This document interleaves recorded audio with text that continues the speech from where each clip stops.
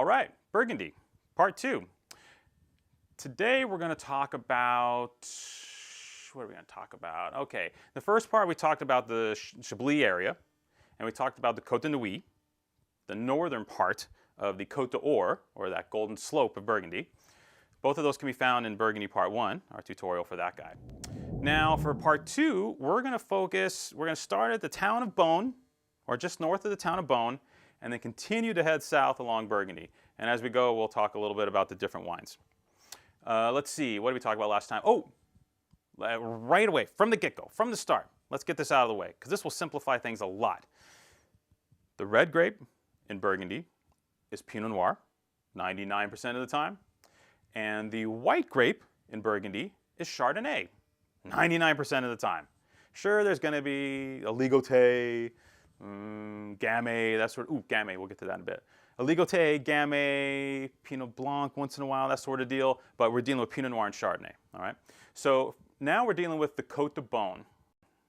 This is the southern part of the Côte d'Or, this golden slope.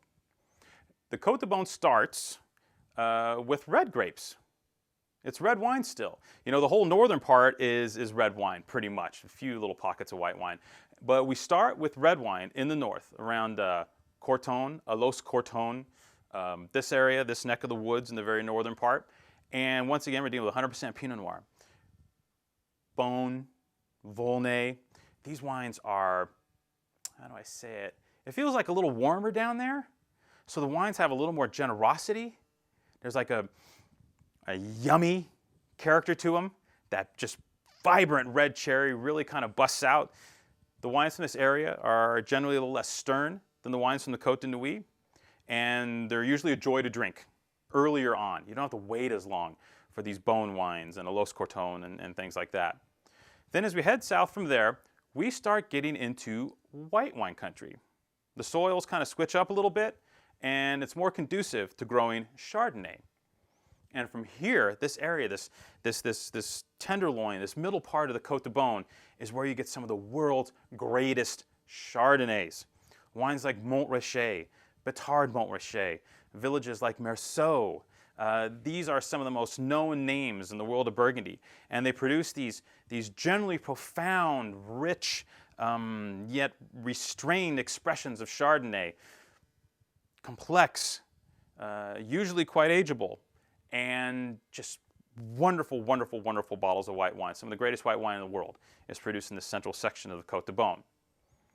Now, as we head south from this great area, as we head south, things start getting interesting, and they start mixing up a little bit.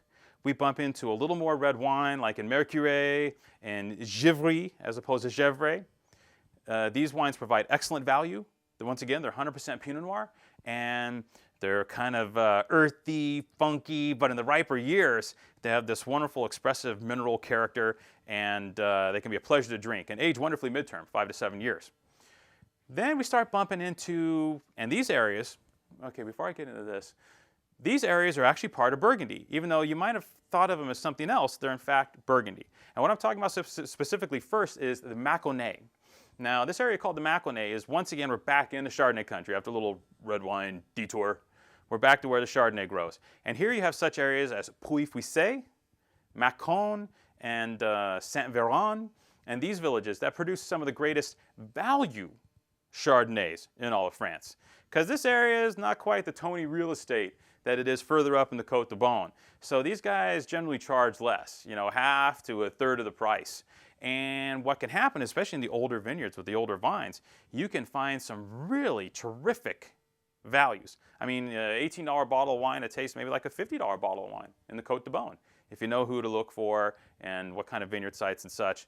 But generally, you're going to get pretty good value wine in the Mâconnais. It's a big area. They make quite a bit of wine, particularly in the context of their neighbors north.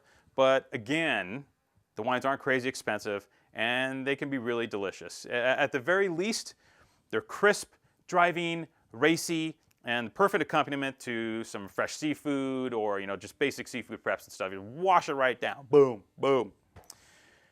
Mâconnais. I like that area. I drink a lot of Mâconnais wine, by the way. We head from the Mâconnais, and then we go to an area that, believe it or not, is part of Burgundy. technically. And this area is Beaujolais. Now, I'm not sure whether a lot of you knew whether or not that Beaujolais was actually part of Burgundy, but indeed it is. Now, but in Beaujolais, the difference being the grape is Gamay. 100% Gamay. So in Gamay, interesting story, Gamay was this grape that kind of, for the most part, except for that 1% that's clinging on, got kicked out of the northern part of Burgundy, centuries ago when this monk or that duchess or duke or whatever said, Gamay stinks, get it out of here. And they gave it the boot. But Gamay found a really nice home further south because the Gamay grape further south ripens fully. So you can get these delicious kind of blueberry expressions of punchy, bright, effusive, juicy, yum, yum, yum, eat with salami and charcuterie and pâtés and that kind of stuff. These wines are delicious examples of French red wine. And in the ripe years, once again, they almost get a Pinot Noir type quality, except they have this darker skin, so the wines are deeper in hue, though maybe not as long-lived. Although in some cases, you can get 10 years of a bottle of Beaujolais. Now, I could get in the whole, do I want to get in the whole cru thing in Beaujolais? Let me put it to you this way. There's a series of crus, of regions within Beaujolais that produce even better wines than just the typical Beaujolais. And, okay, well, here's something. I'm going to try and name them all. And basically, on the Groovy pop-up next to me, the ones I don't name, they're going to pop up anyway because we have that technology. So let me see if I can do it from scratch. Morgon, Moulin-au-Vent, Saint-Amour, Régnier, Fleury, Cherub.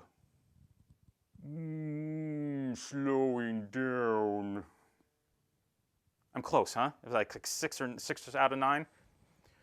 These areas produce the best wines in Beaujolais. But there's a catch because these wines generally, except for like little small letters, are not listed as Beaujolais wines. They don't say Beaujolais on the label except in teeny tiny little letters. So you have to know the regions. That's why I want to bring those up to you really quick because those wines are in fact Beaujolais. They are in fact 100% Gamay and they will be, for the most part, better than your typical bottle of Beaujolais you get off the shelf. And that being said, when you're talking about, since Beaujolais is technically Burgundy and the wines aren't very expensive, you can drink Burgundy for 10 to 15 bucks a bottle, which in the great years, like 2009, they are remarkable values, remarkable values. So there you have it. Burgundy South in a nutshell. Pinot Noir, then a lot of Chardonnay, little Pinot Noir again, then a lot of Chardonnay, and then Gamay. Beaujolais in Burgundy. Who knew? Cheers.